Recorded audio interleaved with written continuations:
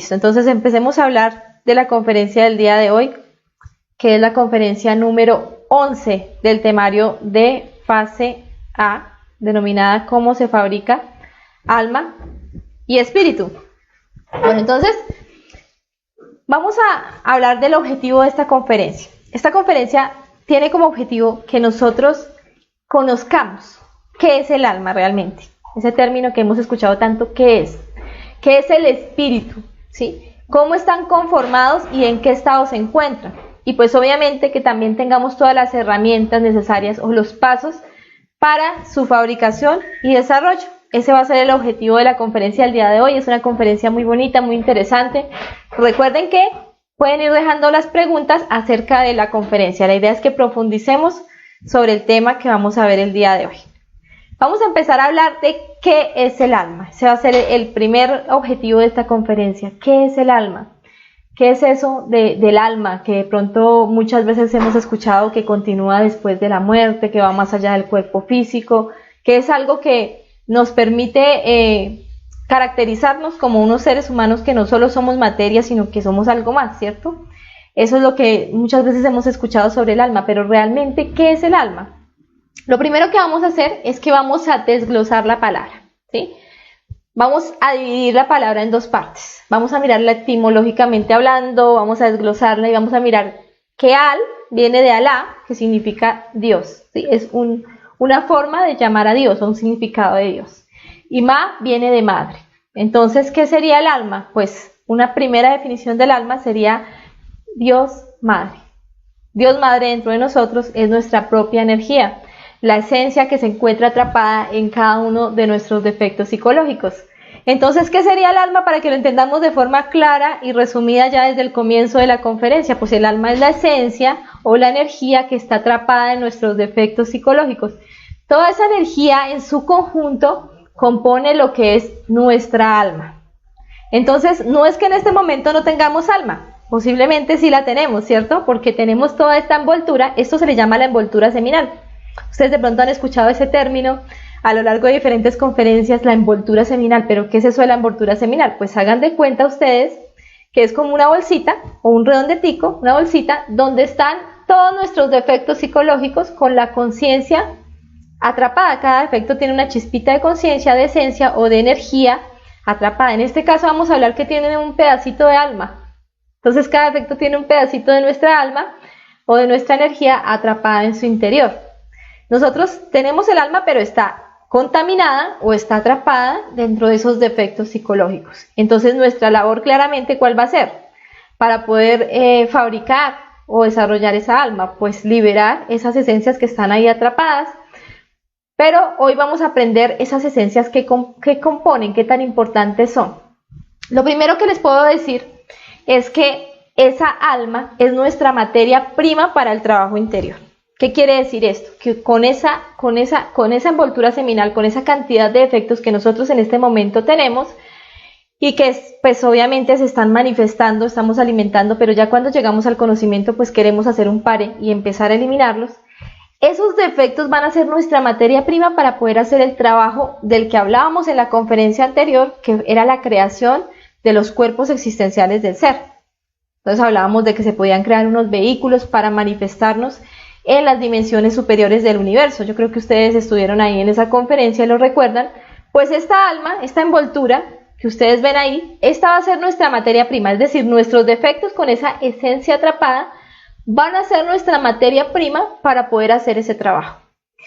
Pero acá es donde quiero comentarles algo que me parece muy interesante de esta conferencia, y es que estas chispitas que están acá, estos pedacitos de alma, estas esencias que están acá atrapadas, tienen ciertas características muy interesantes que nos pueden llevar a animarnos un poco más a practicar la muerte psicológica. ¿Qué pasa cuando yo libero una esencia que está atrapada en un defecto?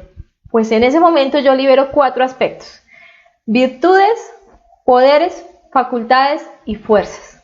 O sea, cada una de esas chispitas atrapadas dentro de nuestros defectos psicológicos que componen nuestra alma, en su conjunto componen nuestra alma, tienen virtudes, poderes, facultades y fuerzas en su interior. Es decir, que cada vez que ustedes eliminen un defecto psicológico están liberando virtudes están liberando poderes, facultades y fuerzas. Esto nos anima muchísimo a empezar o a continuar con el trabajo de la muerte psicológica o a colocarle un poquito más de seriedad y fuerza a ese trabajo de la muerte psicológica, porque nos vamos a ir dando cuenta que la muerte psicológica no es algo pasivo, no es algo que simplemente yo mato un defecto y sigo igual, no, yo elimino un defecto y libero todos estos aspectos de los que estamos hablando y voy a empezar a sentir el cambio en mi vida, porque el defecto pues se va a convertir en una virtud, me va a dar determinados poderes, que ya vamos a hablar de qué es eso, me va a dar también facultades y me va a dar fuerzas que ni siquiera yo creía que podía llegar a desarrollar.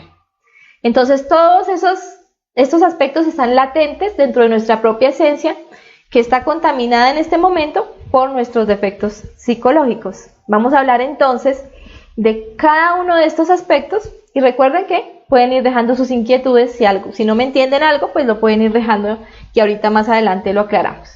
Entonces, ¿qué son las virtudes? Entonces, las virtudes son lo contrario a un defecto. Entonces, cada uno de nuestros defectos, cuando ha sido comprendido y eliminado, se transforma en la virtud contraria al defecto. Acá vamos un ejemplo. Está, por ejemplo, la lujuria. Ese es nuestro defecto de la lujuria con su pedacito de alma, con su pedacito de energía ya atrapado. Si nosotros lo eliminamos, ¿qué pasa? Pues eso se convierte en una virtud, que en este caso sería la castidad. De la misma forma, si miramos el defecto de la pereza, pues se convertiría en la virtud de la diligencia, ¿sí? Entonces uno elimina un defecto y no queda todo igual, no, aparece una virtud. Automáticamente que se elimina un defecto, aparece una virtud. Si eliminamos la codicia, pues va a aparecer el altruismo, la lujuria, pues va a aparecer la castidad. Si eliminamos el orgullo, la humildad. Si eliminamos la ira, pues va a aparecer la mansedumbre. Si eliminamos la gula, aparecería la templanza. Y si eliminamos la envidia, aparecería la filantropía. Eso es una virtud, lo contrario a un defecto. Pero ¿qué es lo importante entender acá? Acá hay algo muy importante para entender. Y es que todos los defectos se mueven en dos polos, ¿sí? El polo activo y el polo pasivo. ¿Y para qué vamos a explicar esto? Lo vamos a explicar para que nosotros no nos hagamos falsas ideas o no nos autoengañemos pensando que tenemos determinadas virtudes cuando no lo son. Muchas personas dicen, no, es que yo soy honesto, yo soy leal, yo soy fiel, yo soy humilde, yo soy casto, yo soy altruista, yo soy una muy buena persona, ¿cierto? Pero resulta que todas esas cualidades que uno piensa que son virtudes, muchas veces son esto, el polo pasivo del defecto. Les voy a poner varios ejemplos para que me entiendan, ¿sí? Por ejemplo, el defecto del alcoholismo tiene su polo activo. ¿Y cuál es el polo activo del defecto del alcoholismo? Pues querer tomar, ¿no? Entonces yo tengo mucho deseo de tomarme una cerveza, un whisky, bueno, cualquier tipo de bebida alcohólica y quiero tomar y después de que tomo quiero más. Bueno, ese es el defecto alcohólico en su polo activo. ¿Cuál sería el defecto alcohólico en su polo pasivo? Pues el abstemio, ese que no toma, pero odia a los que toman. Esa persona que no toma, pero ve a alguien tomando o a alguien borracho y siente fastidio. Empieza a criticarlo. ¿Cómo es capaz de hacer eso con su vida? Mírelo tan degenerado. O inclusive nosotros dentro del conocimiento cuando dejamos de tomar, entonces nos vamos para el otro polo. Entonces en el polo en donde vemos como inferiores o vemos como degeneradas a esas personas que lo hacen, ¿cierto? Entonces, ¿qué pasa? Este que está acá, sintiendo fastidio, criticando y sintiéndose superior a los otros, ese es el mismo defecto del alcoholismo, pero en su polo pasivo. Es decir, que mientras yo critico, mientras siento fastidio, estoy alimentando el mismo defecto. ¿Sí? Así no me doy cuenta, así piense que tengo una virtud, que es no tomar. No he eliminado el defecto, por lo tanto simplemente estoy en el otro polo del péndulo y estoy alimentando el defecto a través de la crítica y del fastidio hacia las personas que lo hacen. Entonces, ¿cuál sería la virtud realmente ahí? Si una persona elimina este polo activo y elimina este polo pasivo de cualquier defecto, pues va a obtener la virtud. ¿Y cómo se da cuenta alguien que tiene la virtud? Porque ya no critica al que está cometiendo ese error, ya no critica al que tiene ese defecto, ya lo comprende, porque ya pudo eliminar el defecto en sus dos polos, entonces tiene una comprensión, una sabiduría total. Eso es una virtud. Lo mismo podríamos verlo con cualquiera de estos defectos.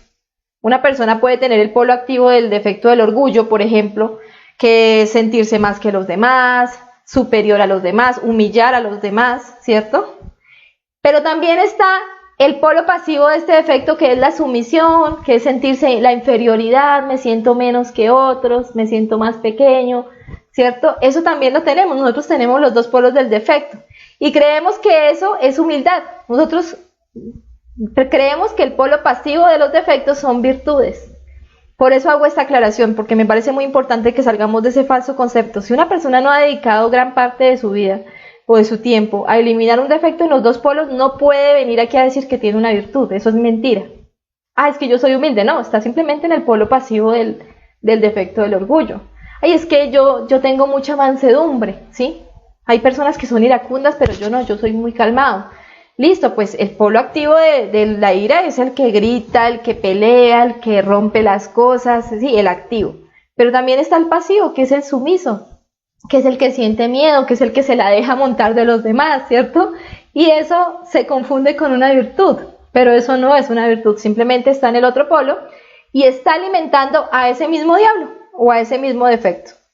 Entonces, ¿qué tenemos que hacer? Pues eliminar los dos polos para poder llegar a la virtud. Una persona que tenga la virtud, por ejemplo, en el orgullo y en la ira, no es una persona sumisa que deje que todo el mundo se la monte, como dicen por ahí, o que deje que los demás hagan lo que quieran con él. No, es una persona que tiene la calma para resolver una situación, no se deja llevar por la ira, no es una persona débil que se deje manipular por los demás, y cuando tiene que resolver algo lo resuelve con calma y lo resuelve con fuerza, porque dentro de la ira también hay fuerza, hay muchísima fuerza, y la persona no tiene que gritar, no tiene que romper las cosas, no tiene que llamar la atención, sino que con una o dos palabras ya puede resolver cualquier situación, por difícil que sea, porque tiene la virtud, ¿cierto? Entonces, eso es una virtud. Sigamos avanzando. Hablemos ahora de lo que son los poderes. Entonces, en la medida en que el Kundalini sube por nuestra médula espinal, como lo hablábamos en anteriores conferencias, cuando sube esa energía, ese fuego por la médula espinal, vamos creando cada uno de nuestros cuerpos, de los 7 cuerpos existenciales del ser.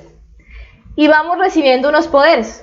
Entonces, ¿cuáles son esos poderes? Cuando creamos nuestro cuerpo físico, vamos a tener el poder para gobernar a los gnomos y a los pigmeos, que son los elementales de la tierra. ¿Sí? Vamos a poder vamos a poder dominar todo el elemental de la tierra, todo el elemento tierra. Cuando tengamos nuestro cuerpo vital, o sea, regeneremos nuestro cuerpo vital, porque estos dos cuerpos se regeneran, si lo vimos en la conferencia pasada, vamos a gobernar a las ondinas y nereidas del agua, entonces ya tendremos un poder sobre el agua. Esos poderes ustedes los van a ver representados en la historia. Por ejemplo, en la historia bíblica encontramos a Moisés, que abrió el mar rojo en dos, abrió el agua en dos, para que pasara su pueblo de Israel. Este poder, él lo hizo realmente, es algo real, algo que pasó. Este poder se le dio a esta persona porque ya tenía regenerado su cuerpo vital, tenía acceso a su cuerpo vital, y eso le da ese dominio sobre el elemento agua. De la misma forma, por ejemplo, el Maestro Jesús caminó sobre las aguas. Eso es un poder, y ese se le da a la persona que logra regenerar su cuerpo vital.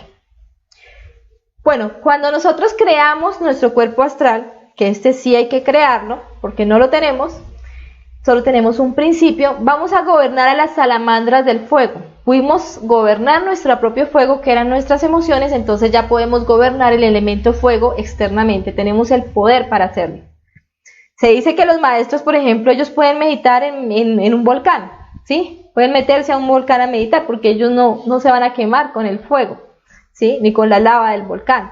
Tienen un dominio total, pueden pasar por un lugar donde está lleno de llamas y no se van a quemar, porque dominan a las salamandras del fuego. Entonces, eso también es un poder grandísimo, y ahí también van a tener la posibilidad, al tener su cuerpo astral creado, de moverse salir del planeta y moverse a otros planetas del sistema solar o inclusive de la galaxia, al tener este cuerpo astral. Entonces vamos a poder visitar otros planetas y conocer otras civilizaciones con este cuerpo creado.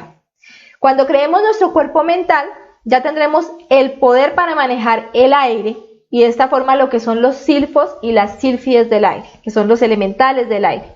Y esto nos va a permitir recibir muchísima sabiduría, porque ya tendremos control total sobre nuestra mente, sobre lo que se le llama el burro, ¿no? El burro de la mente. Entonces ya la persona está montada sobre el burro, que es el simbolismo de cuando el Maestro Jesús llegó un domingo de Ramos montado sobre un burro. Él estaba en este cuerpo, ya tenía el dominio del cuerpo mental, Y al tener ese dominio, pues también va a tener el dominio exterior de lo que es el elemento aire, ¿sí? De los silfos y silfias, que son los elementales del aire. Y va a poder moverse a voluntad también en ese mundo mental, o en esa dimensión, quinta dimensión superior, que es el mundo mental. Bueno, otro de los poderes se va a obtener cuando la persona cree su cuerpo causal. En ese momento ya tiene el poder para gobernar toda la naturaleza a través del éter, que lo hablábamos creo que en la conferencia, sí, lo hablábamos en la conferencia de las dimensiones, ¿no? ¿Qué es el éter? El éter es la capacidad de dominar la naturaleza a través del verbo. Aquí a una persona que tenga el cuerpo causal, la naturaleza le obedece completamente. Él se puede comunicar con los elementales de la naturaleza, con los gnomos, con los pigmeos, con las hadas, con las ánimas, con los animales, y toda la naturaleza le va a obedecer completamente. Pero obviamente pues él va a utilizar ese poder para bien, ¿no? Una persona que desarrolla esos poderes a través de la magia blanca, un maestro, nunca va a utilizar estos poderes para sentirse superior a otros o para ganar dinero o para tener poder ante los demás. No, una persona que tenga esos poderes siempre lo va a utilizar para ayudar a la humanidad, para hacer una obra cada vez más grande. Nunca va a pensar en mostrarse de ninguna forma, a no ser que sea necesario, a no ser que tenga que hacer un milagro o que tenga que hacer algo que ayude realmente a otras personas a despertar su conciencia. Pero la mayoría de las veces, y sobre todo en estas épocas, los maestros, cuando estuvieron en vida o cuando han estado en vida, ellos han tratado de no mostrar esos poderes para no generar fanatismo, para que no generar dependencia en otras personas, ¿cierto? Son personas que saben utilizar esos poderes de una forma muy consciente o tienen la sabiduría para utilizar estos poderes. Listo, entonces esos van a ser los poderes que se van a recibir a través de la creación de los diferentes cuerpos. También hablábamos de que el alma estaba compuesta por facultades. Entonces, en la medida en que se va haciendo este trabajo de eliminación de defectos y creación de los cuerpos solares, se van a lograr unas iniciaciones y cada iniciación nos va a otorgar unas facultades, ¿sí? Que son como unos sentidos del alma. Son unas facultades sobrenaturales que estarían latentes dentro de cada uno de nosotros, pero pues obviamente no hemos hecho nada para desarrollarlos. Para eso tenemos que crear nuestros cuerpos. Por ejemplo, cuando la persona logra crear su cuerpo físico, va a tener la facultad de ver a los elementales, va a poder ver a los gnomos, ¿sí? Como lo hace, digamos, un niño pequeño que tiene en parte desarrollada esa facultad y puede ver a un elemental, que es lo que llaman comúnmente los amigos imaginarios. Él lo puede ver, puede hablar con él. Entonces ahí ya se desarrolla por completo esa facultad para ver a los elementales. Con el segundo cuerpo, además de que se tiene un conocimiento muy profundo en este primer cuerpo, de todo lo que tiene que ver con el elemento tierra, con cómo cultivar los cultivos, todo lo que tiene que ver con la tierra. Con el segundo cuerpo, que es el cuerpo vital, ¿sí? Una de las facultades que le van a dar a la persona es el recuerdo de vidas pasadas. Entonces la persona va a poder recordar todas sus existencias anteriores cuando regenere este segundo cuerpo, que es el cuerpo vital. Ahorita nosotros podemos recordar pedacitos, digamos, salimos al mundo astral y le pedimos al Padre que nos muestre algo de una vida pasada y Él nos muestra un pedacito de una vida pasada. Eso es lo que podemos hacer en este momento. Pero ya crear nuestro cuerpo vital, al regenerar nuestro cuerpo vital, ya tendremos la posibilidad de recordar nuestras vidas pasadas, todas nuestras vidas pasadas. También tendremos la posibilidad de comunicarnos con los elementales. Entonces en el cuerpo físico los podíamos ver, pero acá ya podemos comunicarnos con ellos. En el tercer cuerpo, cuando creemos nuestro cuerpo astral, nos van a dar una facultad muy importante que es la telepatía. Entonces, ¿qué es la telepatía? Es la capacidad de comunicarnos con otras personas sin necesidad de hablar, sin necesidad de utilizar el verbo, gastar energía a través del verbo, sino simplemente de una forma mental, como lo hacen. Yo creo que algunos de ustedes ya han tenido experiencias en el mundo astral. Cuando le preguntan algo a un maestro, ustedes salen y, digamos, llaman al maestro Saint Germain, por ejemplo, aparece el maestro y ustedes le preguntan algo. Normalmente ellos no hablan, ellos responden telepáticamente. Uno simplemente recibe el mensaje y ya sabe qué es lo que tiene que hacer o cómo solucionar la situación sobre la cual está preguntando. Bueno, ya cuando crea su cuerpo mental, como lo vemos acá, entonces vamos a desarrollar una facultad que es la intuición. En este momento estamos haciendo algunos ejercicios para ir desarrollando algo de intuición, que es la mantralización de la O, pero solo cuando creemos nuestro cuerpo mental vamos a tener un total dominio de esa facultad que es la intuición, que sería la comunicación directa con nuestro ser, con la sabiduría del universo. O sea, tendríamos esa comunicación en todo instante. Cuando ya creemos nuestro cuerpo causal, que ya está aquí a la altura de nuestra garganta, entonces vamos a tener varias facultades. Una de esas facultades es el oído mágico o la clariaudiencia, que nos va a permitir escuchar lo que se encuentra en otras dimensiones, como lo hacía, por ejemplo, Beethoven. ¿Él de dónde trajo todas esas melodías tan hermosas? ¿Cierto? Él las trajo de las dimensiones superiores. Él tenía esa facultad de la clariaudiencia y aunque era sordo físicamente, él tenía la clariaudiencia y podía escuchar la música de las esferas o toda la música celestial de las dimensiones superiores, de la sexta y séptima dimensión, y algo de eso fue lo que él trajo y lo que expuso en sus diferentes obras. También aquí vamos a encontrar el don de lenguas, que es otra facultad muy interesante, a través de la cual la persona va a poder entender cualquier idioma y cuando habla lo va a poder entender cualquier persona. No sé si hayan personas acá que hayan estado de pronto, cuando el maestro Samael estuvo vivo, él hacía congresos internacionales y en esos congresos internacionales iba gente de todos los países, entonces había franceses, italianos, había gente ingleses, colombianos, de Estados Unidos, personas de todo el mundo, ¿sí? Hasta japoneses, chinos, y todos estaban practicando este conocimiento. Entonces ellos iban a los congresos internacionales, porque por algo se llamaban congresos internacionales, y el maestro hacía una exposición, hacía una conferencia en ese congreso, y todas las personas le entendían, ¿sí? Entonces todos salían del recinto y todos habían entendido completamente al maestro, no necesitaban ningún tipo de traductores. Y la persona que era de Francia decía, no, el maestro habló en francés, y el italiano decía, no, el maestro habló en italiano, y el colombiano decía, no, el maestro habló en español. Todos pensaban que había hablado en su idioma y lo habían entendido perfectamente. Y de la misma forma él tenía la capacidad de entenderlos a todos. Ese se llama el don de lenguas y se va a obtener cuando la persona cree su cuerpo causal. Bueno, ya cuando nos unamos con el cuerpo búdico o con el cuerpo átmico, pues obtenemos otras facultades como la clarividencia, que es la capacidad de ver lo que está en otras dimensiones. Una persona clarividente, pues obviamente esta facultad desarrollada a través de la magia blanca, porque hay personas que desarrollan esta clarividencia a través de la magia negra, pero es solo un pedacito de la clarividencia. O sea, el mago negro no puede desarrollar totalmente una clarividencia superior, sino que desarrolla simplemente la capacidad de verle los yoes a los demás o de leerle la mente. Mientras que un mago blanco, una persona que ya haya creado sus cuerpos, desarrolla una clarividencia que no solo le va a permitir ver esas cosas, sino que va a poder ver más allá, va a poder ver las dimensiones superiores de cualquier persona, puede vernos hasta nuestro propio ser. Un maestro que tenga la clarividencia puede ver no solo nuestros defectos, sino también puede ver nuestra conciencia, puede ver nuestro futuro, puede ver nuestro pasado, hasta puede ver nuestras vidas pasadas, saber quiénes fuimos. Es una facultad supremamente amplia ya en estas instancias, que es cuando la persona ya tiene su cuerpo búdico, cuando ya se ha unido a su cuerpo búdico, ya es un Cristo. Y otra facultad que ya tiene que ver con el cuerpo átmico, pues es la polividencia.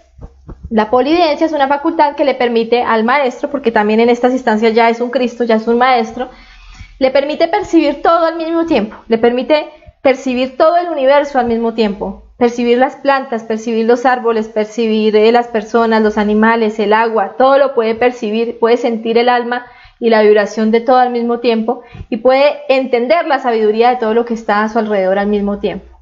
Una persona que tiene la polividencia, si está por ejemplo en un recinto donde hay una discusión y todos están defendiendo sus ideas, él los va a poder entender a todos. Si hay 1000 personas defendiendo ideas diferentes, una persona polividente entiende los puntos de vista de las 1000 personas y tiene una comprensión exacta de todo, ¿sí? Y puede sacar la síntesis de todo. Entonces la polividencia es una facultad que recoge todo a un mismo punto, ¿cierto? Es una facultad que está relacionada con la sabiduría universal. Es una facultad también que está relacionada con esa aureola que les pintan a los santos, que ustedes de pronto la han visto en diferentes pinturas. La famosa aureola de los santos es la polividencia. ¿Listo? Entonces estas facultades están ahí, latentes en nuestra alma, están latentes en cada uno de los defectos psicológicos que nosotros tenemos que eliminar. ¿Y esto para qué se explica? Esta conferencia lo que busca es que nos animemos a la muerte, nos animemos a eliminar los defectos psicológicos, que nos demos cuenta que cada vez que eliminamos un defecto estamos liberando todo esto, todas estas facultades, todos estos poderes y todas estas fuerzas, que va a ser el siguiente aspecto, ¿sí? Porque en la medida en que el desarrollo psíquico se va dando, todas estas fuerzas se van integrando a nuestro ser. Entonces, ¿qué fuerzas vamos a adquirir cuando nosotros logramos el desarrollo y la fabricación de nuestra alma? Vamos a adquirir fuerza física, la persona va a adquirir fuerza física, o sea, va a tener una fuerza y una vitalidad, porque va a regenerar su cuerpo físico y vital. Entonces, primero que todo va a estar esa fuerza. También se va a adquirir una fuerza en el verbo, ¿sí? Porque ya la persona cada vez que habla, pues inmediatamente le llega a la chispa de las demás personas, no le llega a la personalidad, no le llega a los egos, le llega a la chispa, a la conciencia de los demás. Por eso una persona que tiene estos cuerpos creados a través de su verbo puede llegar a hacer grandes cosas, ¿sí? La persona habla e inmediatamente le activa como esa chispa interior a las demás personas para que las personas se animen al trabajo interior. Tiene muchísima fuerza en el verbo. Esta persona habla y todo el mundo se queda ahí quieto escuchándolo sin parpadear, porque tiene muchísima fuerza, mientras que uno, por ejemplo, habla o le dice al perrito, venga para acá, y ni siquiera el perrito le hace caso, ¿cierto? Entonces ya uno no tiene esa fuerza porque está atrapada en los diferentes defectos psicológicos. También hay una fuerza de voluntad que se va a ir desarrollando, que está atrapada en esos defectos. Entonces, por ejemplo, ¿qué es la fuerza de voluntad? En este momento nuestra voluntad está precisamente en los defectos. Tenemos voluntad para ver televisión, tenemos voluntad para ir a la fiesta, tenemos voluntad para degenerarnos sexualmente, para todo lo que tenga que ver con el ego o con la personalidad, para defender nuestra imagen, para que los demás nos vean como alguien importante, como alguien decente, como alguien, no sé. Pues cada uno tiene sus diferentes voluntades repartidas en muchos defectos, pero en la medida en que nosotros vamos liberando esa conciencia que está atrapada ahí, liberando esa alma, limpiándola de esos defectos, ahora esa fuerza se va a poner al favor de la conciencia. Entonces ya vamos a tener una fuerza de voluntad terrible para la meditación. Podemos durar 2, 3, 4, 5 horas meditando y no nos cansamos, ¿cierto? Ya la fuerza de voluntad está en hacer prácticas, podemos durar toda la noche haciendo prácticas del conocimiento y no nos da sueño, no nos cansamos. Esa es la voluntad que vamos a ir rescatando. Mientras que antes teníamos la voluntad, o tenemos la voluntad para durar toda la noche en una fiesta, ¿sí? Y no nos cansamos, ahora esa voluntad se va a pasar hacia la conciencia. En este momento ustedes van a empezar a hacer sus prácticas cuando hasta ahora estamos empezando y no hay nada de voluntad. Uno empieza a meditar y se queda dormido, o el desdoblamiento astral no lo alcanza a hacer y ya se quedó también dormido, le parece difícil, no puede, siente fastidio, no tiene voluntad para las cosas de la conciencia. Pero a medida que vayamos liberando esas esencias que están ahí atrapadas, pues vamos a poder ir rescatando esa fuerza de voluntad también. Listo, ahora sí vamos a hablar de cómo se fabrica el alma. ¿Cierto? Pues el alma se fabrica a través de los 3 factores de la revolución de la conciencia. ¿Sí? Ustedes dirán, pero todas las conferencias llegan a lo mismo. Sí, realmente sí.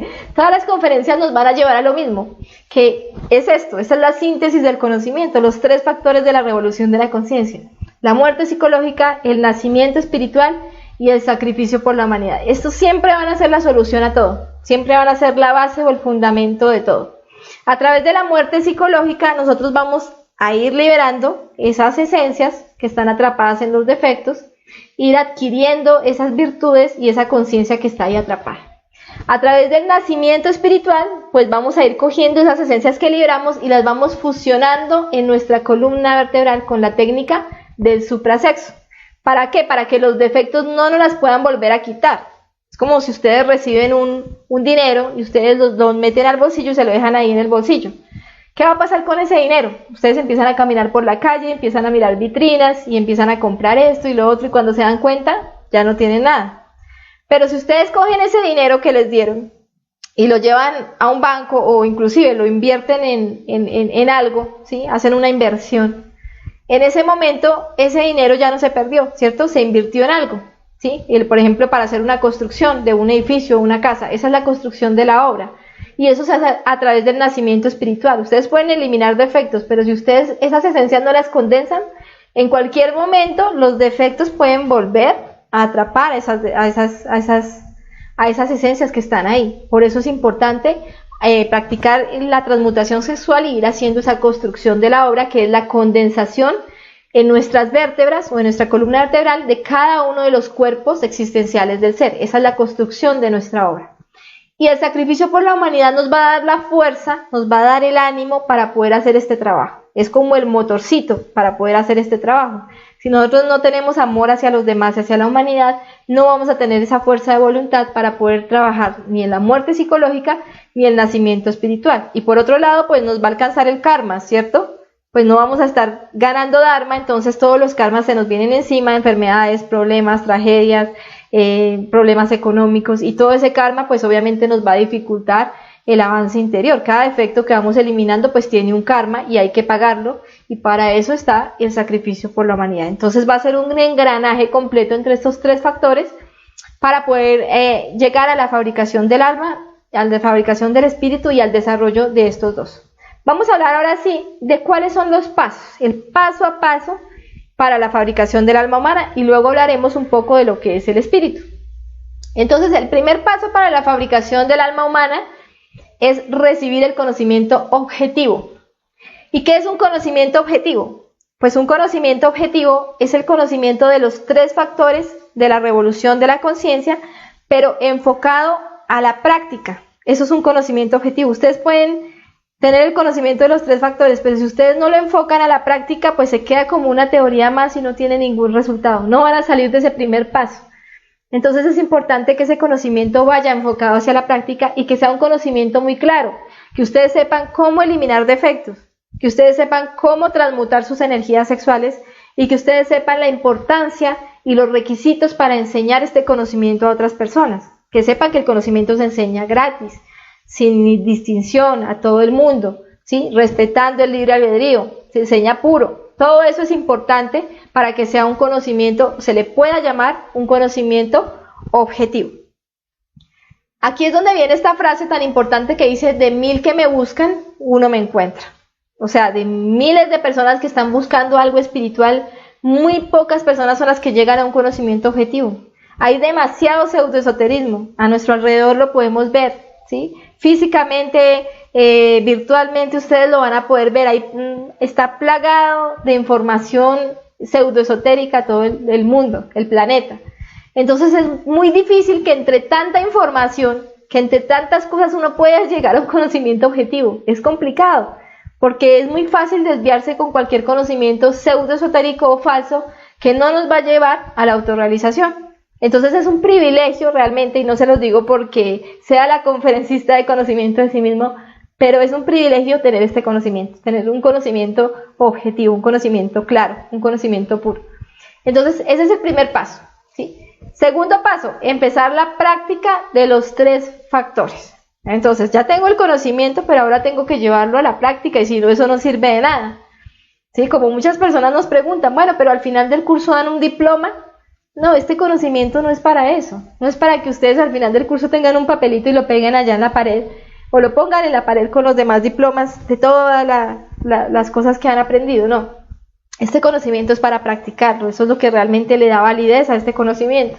Entonces, cuando la persona empieza a practicar los tres factores, pues empieza el proceso, el tercer paso, que sería el proceso de equilibrio de los centros. Esto lo vimos en la conferencia número 4 del temario, el equilibrio de los centros, o los 7 centros de la máquina humana, perdón.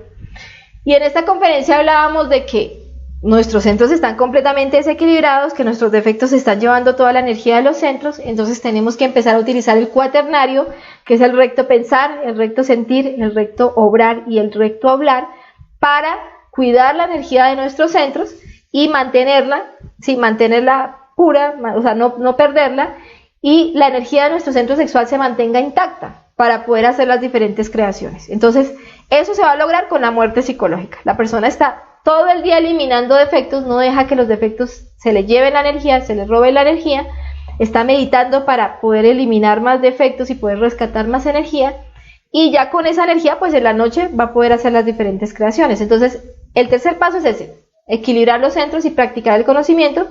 Y ahí es donde dicen: de 1000 que me encuentra, uno me sigue. O sea, de 1000 personas que llegan al conocimiento objetivo o al conocimiento puro, solo una persona realmente lo lleva a la práctica. Solo una persona no lo tiene como una creencia, sino que ya lo lleva como una forma de vida, como su vida, ¿sí? Ya lo lleva realmente a la práctica. Porque la mayoría de nosotros nos queda mucho más fácil creer y volvernos fanáticos que empezar a practicar. Bueno, ¿cuál sería el siguiente paso? Si yo ya tengo equilibrados mis centros, pues ahora tengo que tener una pareja estable del sexo opuesto que me colabore en este trabajo. Pues esta primera montaña o este primer trabajo, que es la fabricación del alma, se le llama la montaña del nacimiento. O sea que aquí es donde vamos a crear nuestros cuerpos existenciales del ser y tenemos que tener una pareja para poder hacer ese trabajo de creación. Entonces, hay dos posibilidades. Una, que la persona ya llegue con su pareja al conocimiento. En ese caso, pues los dos tienen que empezar el proceso de equilibrio de los centros para que puedan empezar a crear. Y dos, que la persona llegue soltero o soltera al conocimiento. En este caso, pues de una vez empieza su proceso de equilibrio de los centros, y ya cuando haya un equilibrio de esos centros, ya cuando la persona no esté perdiendo energía en sus diferentes centros, pues le va a llegar automáticamente esa pareja que le va a colaborar con este trabajo. Bueno, ya cuando tenemos nuestra pareja y estamos empezando a practicar el nacimiento, pues viene el proceso de voltear las aguas o hacerlas ascender por la médula espinal. Es decir, pues debemos empezar la práctica de la transmutación sexual con nuestra pareja.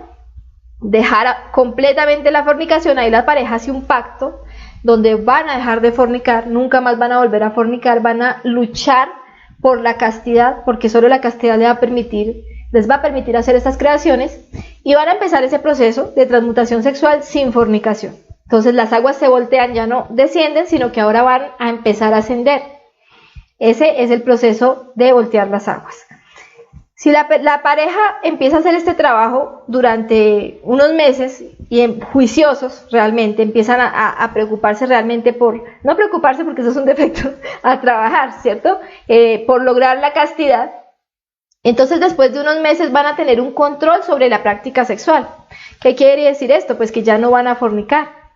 Porque al comienzo pues empezamos con tropiezos, ¿no? La persona, como es tan inexperta, como viene de la fornicación, pues empieza a practicar con su pareja y empiezan a haber caídas sexuales, todavía como que no logra la potencia sexual o no logra el dominio de la práctica, no logra concentrarse.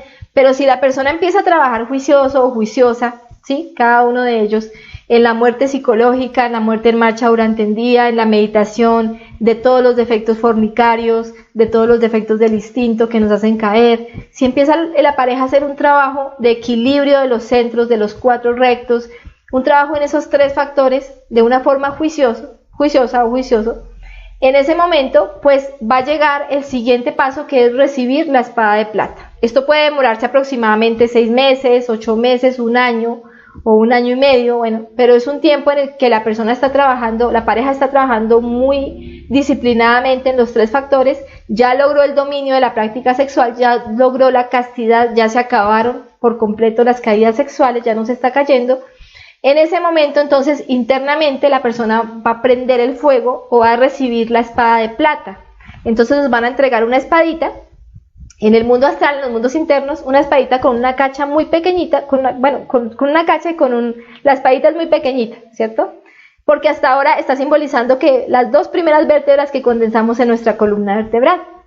Y ahí, a partir de ese momento, la persona se convierte en un iniciado de la logia blanca. A partir de ese momento empieza a condensar toda su energía, las esencias que va liberando con la muerte psicológica, ya no suben por el susudma, que es un canal donde sube la energía de las personas que no han prendido el fuego, sino que ya despierta el kundalini y empiezan a ascender por el nadi chitra, que es un canal que se encuentra en el centro de toda nuestra columna vertebral. Y a medida que se va dando ese ascenso, se van creando los cuerpos existenciales del ser, y esa espadita empieza a crecer. Entonces, ese es el proceso de la espada de plata. Obviamente, ¿cuál sería el siguiente paso? Pues las 5 iniciaciones de misterios mayores, que son la creación de los 5 cuerpos solares. Lo primero que va a hacer la persona es regenerar su cuerpo físico, luego va a regenerar su cuerpo vital, luego va a crear su cuerpo astral, luego va a crear su cuerpo mental, luego va a crear su cuerpo causal, y eso le va a permitir unirse con su cuerpo búdico y su cuerpo átmico. Entonces, estas 5 iniciaciones se le conocen como las 5 iniciaciones de misterios mayores. Ya después de haber creado estos 5 cuerpos, pues va a tener la posibilidad de tomar el camino directo. Y aquí es donde viene la siguiente frase: de 1000 que me siguen, uno es mío. O sea, de 1000 personas que llegan hasta este punto y los ponen a decidir entre el camino directo y el camino del nirvana. El camino directo pues es el camino que nos lleva a unirnos a estos 2 cuerpos. Y el camino del nirvana es un camino en el cual nos van a pagar todo lo que hemos hecho hasta acá, todo este trabajo, ese esfuerzo que hemos tenido que hacer, nos lo van a pagar, nos van a dar muchos premios, nos van a permitir estar miles de años en el cielo disfrutando de una felicidad grandísima, nos van a dar lo que queramos, ¿cierto? Pero ese camino, que es muy tentador, no nos va a permitir unirnos con estos cuerpos superiores y no nos va a permitir terminar el trabajo de la gran obra, no nos va a permitir eliminar por completo nuestros defectos. Llegará el momento en que se nos acabe ese dharma y tengamos que descender de nuevo y comenzar de ceros, ¿cierto? Con el agravante de que creamos una recurrencia que puede hacernos volver a tomar la misma decisión cuando lleguemos allá. Bueno, entonces esa es la frase de 1000 que me siguen uno es mío, porque de 1000 personas que llegan aquí, a este punto, a tomar el camino directo, solo una persona toma el camino directo. 999 se quedan en el nirvana, por miedo a lo que tienen que enfrentar en la segunda montaña o en el trabajo relacionado con el Cristo. Entonces ahí es donde vemos esas tres frases: de 1000 que me buscan, uno me encuentra; de 1000 que me encuentran, uno me sigue; y de 1000 que me siguen, uno es mío. ¿Sí? Realmente pues este trabajo no es para nada fácil, pero no quiere decir que sea imposible, porque tenemos que vencer pues realmente a nuestra negatividad interior, que son nuestros defectos, para poder tomar las decisiones correctas. Ya vamos a hablar por qué se da este proceso de 1000 que me buscan, solo uno me encuentra; por qué de 1000 que me encuentran solo uno me sigue, y por qué de 1000 que me siguen solo uno es mío, ¿sí? O sea, ya vamos a ver realmente por qué se da este proceso. Bueno, el siguiente paso, si la persona toma el camino directo, pues ya sería la unión de la parte del alma humana. Cuando lleguemos acá ya creamos nuestra alma humana. ¿Sí? La persona que llega hasta el cuerpo causal y termina la iniciación de su cuerpo causal, crea su alma humana. Esta persona ya tiene alma. Esta persona ya está representada con la estrella de 5 puntas, la pentalfa. Ustedes de pronto han visto ese símbolo de la pentalfa, esa estrella de 5 puntos, o el pentagrama esotérico también llamado. Este pentagrama está representando un hombre levantado, o sea, una persona que ya logró crear sus 5 cuerpos solares y ya tiene alma. Es un hombre verdadero. A esta persona sí se le considera un verdadero hombre. Bueno, pero si la persona toma el camino directo, entonces ya puede unirse con estos dos cuerpos superiores, que son el cuerpo búdico y el cuerpo átmico. Ahí sea el proceso del matrimonio perfecto, que es la unión del alma humana, que ya creamos, con el alma divina. ¿Sí? Y de esa unión pues da como resultado el espíritu, que ya vamos a hablar de él. Entonces, cuando terminamos la quinta iniciación, quedamos convertidos en verdaderos hombres o en verdaderas mujeres, ¿sí? Porque este trabajo, a veces uno utiliza el término hombres y muchas personas dicen, no, pero entonces las mujeres no podemos hacer este trabajo. Claro que sí, puede ser un hombre o una mujer, simplemente que se dice de forma general, pero ya somos verdaderos hombres, ¿sí? Ya no somos animales racionales equivocadamente llamados hombres, sino que ya somos verdaderos hombres. Y en este momento ya podemos decir que tenemos nuestra alma humana fabricada o nuestra alma humana creada. Ese es el trabajo del Génesis, o también llamada la primera montaña, ¿sí? Que es la creación a través de las aguas. Bueno, vamos a hacer una aclaración ya para pasar al espíritu, y es que ustedes pueden ver aquí en este gráfico la espada, ¿no? Cómo esa espada va creciendo a medida que se van creando los cuerpos. Y es importante entender que la iniciación comienza siempre un poco antes de donde se encuentra el centro de nuestra columna, ¿cierto? Entonces acá comienza la iniciación y termina en la mitad de un centro y otro centro. Entonces en la mitad del cuerpo físico y vital, o el centro sexual y el centro instintivo, acá termina la primera iniciación. Acá comienza la segunda iniciación y termina en la mitad del cuerpo vital y el cuerpo astral. Y comienza acá y termina en la mitad del siguiente. Esto simboliza que a nosotros siempre nos van a empezar a probar desde antes de llegar a la creación del cuerpo o llegar a coronar la iniciación. Nos van a empezar a poner pruebas desde antes.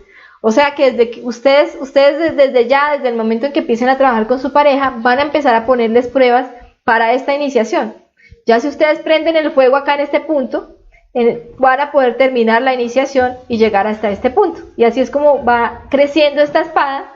Y esta espada representa el poder y la voluntad que va a tener la persona para enfrentarse a los defectos. No es lo mismo que nosotros tengamos una espada así de pequeña y nos enfrentemos a un defecto enorme, a que lo hagamos con una espada como esta, ¿cierto? Entonces, una persona que ya tiene una espada de estas internamente, ¿sí? Que ya tiene sus cuerpos, sus 5 cuerpos o sus 7 cuerpos creados, pues es un maestro, es una persona que ya tiene muchísimo poder y por eso tiene la capacidad de enfrentarse a efectos tan grandes como son los yoes causa, que eso ya tiene que ver con la segunda montaña. Bueno, ahora sí hablemos entonces de ese tema, hablemos del espíritu. ¿Qué es el espíritu y cómo se fabrica el espíritu? Hablábamos de que cuando el alma humana se crea, o sea, los 5 cuerpos se crean, en ese momento podemos acceder a los 2 cuerpos superiores, el cuerpo búdico y el cuerpo átmico, ¿cierto?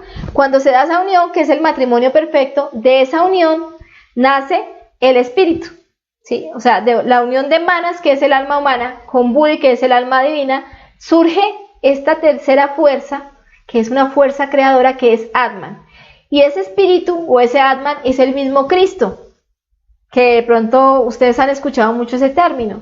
Ese Cristo es Atman, o es el espíritu, ¿sí? Que ya viene a hacer un trabajo mucho más elevado, que es el trabajo de la segunda montaña. El Cristo es una fuerza universal, es una fuerza divinal, es como la fusión de la parte humana con la parte divina. De la fusión de esas 2 partes o de esas 2 fuerzas surge ese Cristo. Eso es una fusión de lo humano con lo divino. Lo humano que ya se perfeccionó creando el alma humana se une con lo divino y de ahí surge esa tercera fuerza, que es una fuerza muy poderosa y que es esa fuerza que nos va a salvar. El Cristo viene a salvarnos, eso es muy cierto. A veces se toma de forma exterior, se toma de forma muerta, de letra muerta, pero no se entiende cuál es el verdadero simbolismo de eso. Cristos hay en todas las culturas, está el Cristo Buda, está el Cristo Krishna, está Mahoma, está Quetzalcóatl, en todas las culturas hay Cristos, no solo el Cristo que de pronto nosotros conocemos en esta cultura, que es el Cristo Jesús o el Maestro Jesús. Entonces toda persona que llegue a estas instancias puede desarrollar ese Atman, ese Cristo o ese espíritu. Este es el verdadero espíritu. ¿Listo? Entonces ya después de haberse formado esta segunda triada, que es la triada, nuestra primera triada era Padre, Hijo y Espíritu Santo, que son las 3 fuerzas que tenemos en este momento latentes en nuestro interior. Pero ya al llegar a este punto ya se van a llamar Manas, que es el alma humana, Budi, que es el alma divina, y Atman, que es el espíritu o el Cristo. Y ahí va a comenzar ya el proceso de la segunda montaña, que es el Apocalipsis. Sí, la segunda montaña ya es el fin por el fuego. Entonces viene ese espíritu o ese Cristo a acabar con todos nuestros defectos. Entonces ahí viene la creación, en esa segunda montaña viene la creación de los 7 cuerpos de oro, que quiere decir que esos cuerpos solares que creamos en la primera montaña van a convertirse en cuerpos de oro para que ese Cristo pueda penetrar en nosotros. Con los cuerpos solares no es suficiente, no están a la altura de esa fuerza tan potente, tan divinal, entonces necesitamos purificarlos, perfeccionarlos a través de los 3 factores. Obviamente acá el maestro va a seguir trabajando sus 3 factores, va a seguir trabajando en la sexualidad con su pareja, pero ahora va a perfeccionar esos cuerpos y convertirlos en cuerpos de oro para que el Cristo pueda penetrar. Vamos a eliminar los yoes causa. Entonces el Cristo viene a hacer la guerra, no viene a hacer la paz, o sea, viene a eliminar todos esos defectos tan terribles que aún tenemos en nuestra psicología.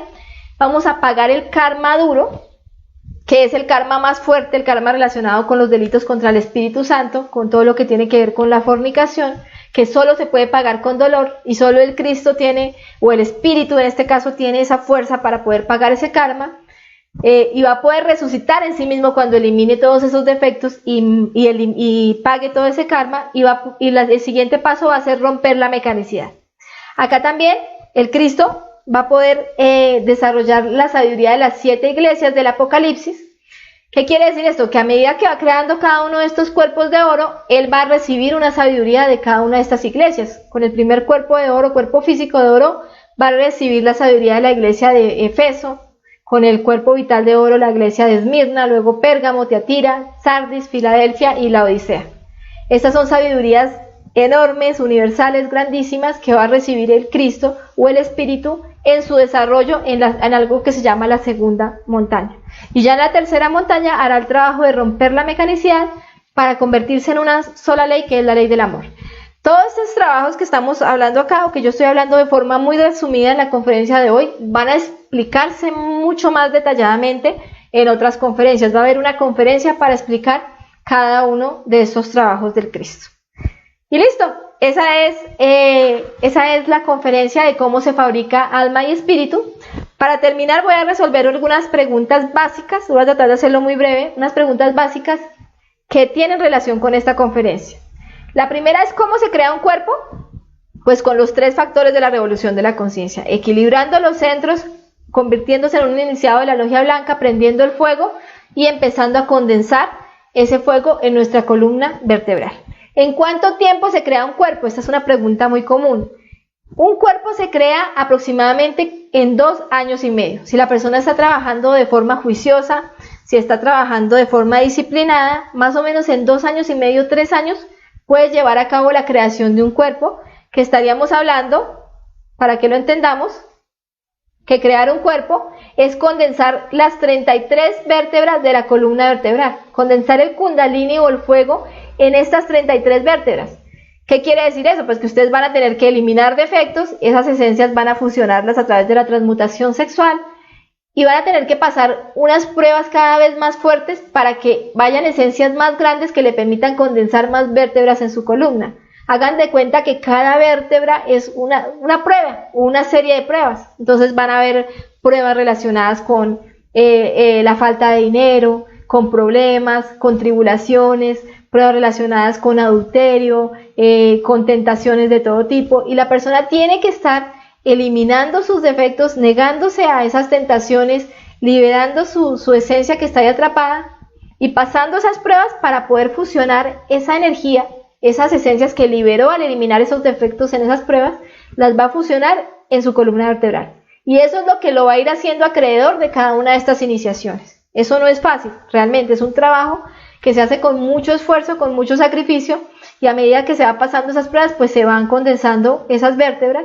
Por eso se dice que el tiempo de 2 años y medio es un tiempo para una persona que está trabajando juicioso, ¿sí? Porque la persona puede estar, digamos, transmutando sus energías, pero si no está eliminando los defectos y no está pasando las pruebas y no está pagando el karma, pues le va a quedar muy difícil poder condensar estas vértebras en su columna. La primera vez que condense las 33 vértebras en su columna, ahí va a ganar la primera iniciación, que es la regeneración del cuerpo físico. Luego le va a tocar hacerlo de nuevo, volver a condensar las 33, pero ya con unas pruebas diferentes relacionadas con el cuerpo vital, y ahí se ganaría la segunda iniciación. Luego otra vez, por tercera vez, va a tener que condensar el fuego en sus 33 vértebras, ya pasando otras pruebas relacionadas con el cuerpo astral, con el fuego, con las recurrencias, con la ira, con la pasión, y eso le va a permitir ser acreedor de la tercera iniciación. Ese es el proceso que se va a ir dando con la creación de los cuerpos. Bueno, ¿qué otra pregunta hay por acá? ¿En cuánto tiempo se crea el alma? Entonces, si decimos que cada cuerpo se crea en 2 años y medio, estaríamos hablando de que el alma, en su totalidad, el alma humana, se crearía más o menos en 13 años, trabajando de forma disciplinada. ¿Cómo sabemos que ya se inició el trabajo?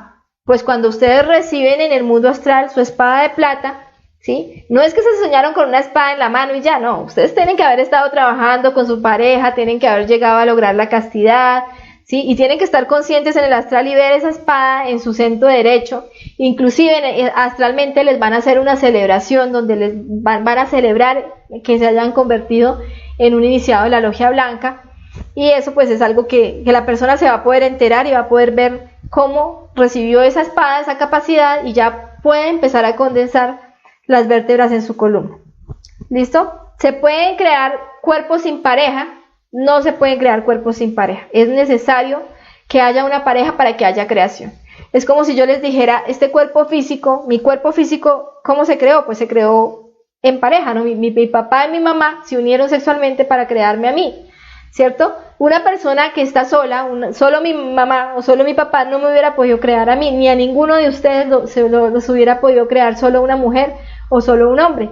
Es por esto que una persona soltera solo puede llegar hasta cierto punto en la eliminación de los defectos, pero no va a poder crear, porque los cuerpos solares o los cuerpos de oro se crean de la misma forma como se creó este cuerpo físico, con sexo, ¿sí? De la misma manera se van a crear esos cuerpos. ¿Se puede crear el alma estando castrado? No. Si la persona está castrada, si la persona tiene ligaduras de trompas, tiene vasectomía o algún daño en su aparato sexual muy fuerte, pues no va a poder hacer estas creaciones. Entonces, si hay ligadura de trompas, lo recomendable es que la persona se haga una cirugía para reversar ese daño que le hizo a su cuerpo físico, una recanalización de trompas. En el caso de la vasectomía también hay cirugías para reversar ese daño y pues ya después de esa cirugía ya la persona podría regenerar su cuerpo y podría empezar a practicar la transmutación sexual y ya podría hacer las diferentes creaciones.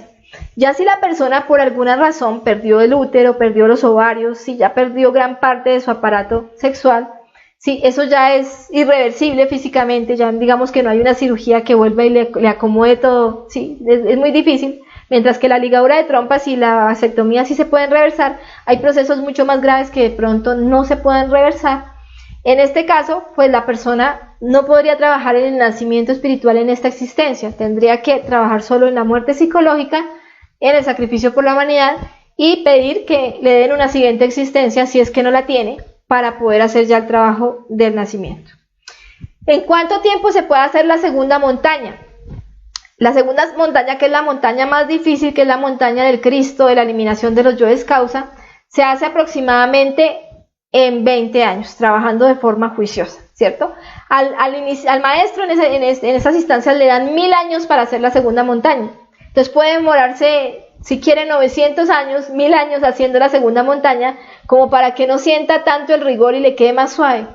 Pero normalmente los Cristos son tan revolucionarios, esa fuerza crística es tan revolucionaria que cuando llega y se apodera de la persona, lo hace en mucho menos tiempo. Normalmente en 20 años el Cristo hace este trabajo.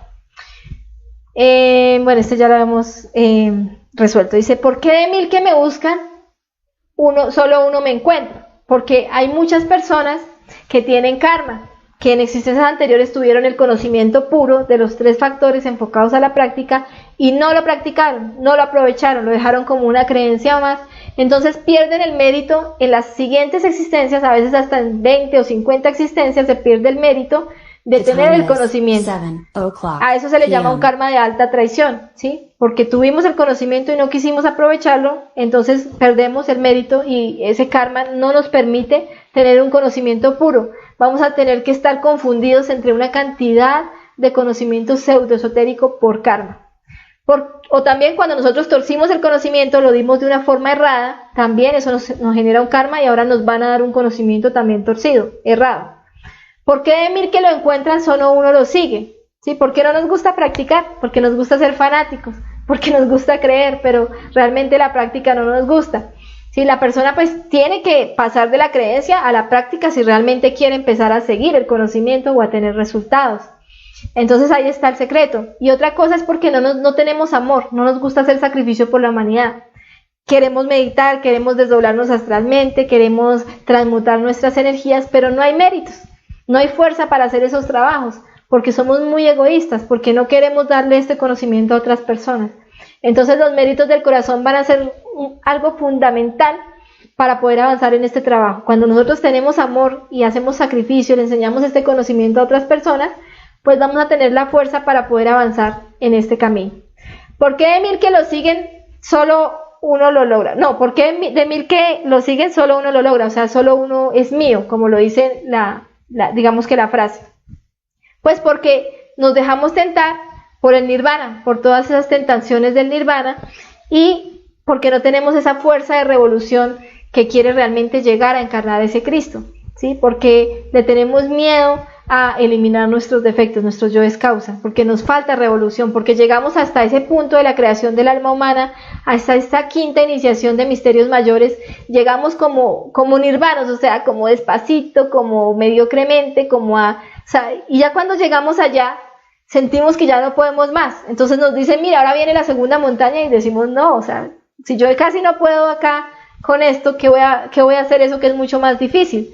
Pero si una persona sube esos 5 iniciaciones y lo hace con revolución, llega allá y ni siquiera le tienen que preguntar, o sea, la persona no lo piensa, inmediatamente coge el camino directo, porque sabe para dónde va. Entonces ahí está la revolución que tiene que estar desde ya, desde este momento. Listo, esa es la conferencia del día de hoy. No nos imaginamos todo lo que puede hacer nuestro ser puede hacer cosas que ni 1000 hombros juntos harían. Acá en esta conferencia pudimos entender todo el poder, las facultades, las fuerzas y todo lo que está latente en el interior de cada uno de nosotros. Aunque esto parezca fantástico, es real y cada uno de ustedes lo puede comprobar. Listo, ahora sí vamos a ir entonces a la sección de preguntas. Los invito para que asistan a la conferencia del día jueves, que es la conferencia número 12, Leyes de Retorno y Recurrencia. Es una conferencia muy interesante, vale la pena que estemos ahí. Y pues mañana también hay conferencia en un ciclo un poco más avanzado, que es la conferencia 34, Centro de Gravedad Permanente.